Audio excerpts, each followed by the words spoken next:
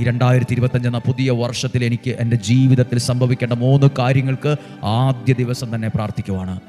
ദാവീദിൻ്റെ വീണുപോയ കൂടാരത്തെ ദൈവം ഉയർത്തും. പഴയ കാലത്തെന്ന പോലെ കേടുപാടുകൾ നീക്കി പണിതുയർത്തും.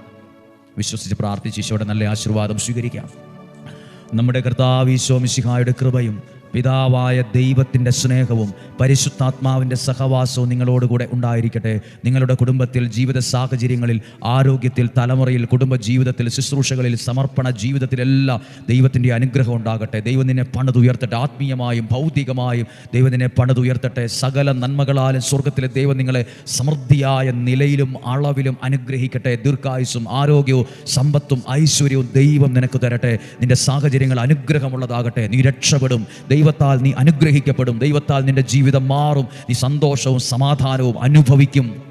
ഈശോയുടെ നാമത്തിൽ അനുഗ്രഹിച്ചേൽപ്പിച്ച് പ്രാർത്ഥിക്കുന്നു, ഇപ്പോഴും എപ്പോഴും എന്നേക്കും.